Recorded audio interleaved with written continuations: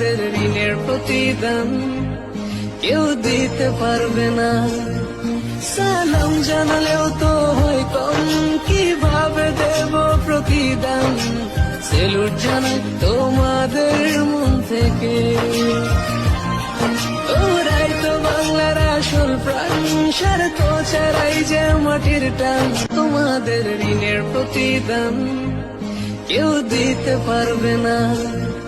সালাম জানালেও তো হয় কম, কিভাবে দেব প্রতিদান? সেলুট জানাই তোমাদের মন থেকে।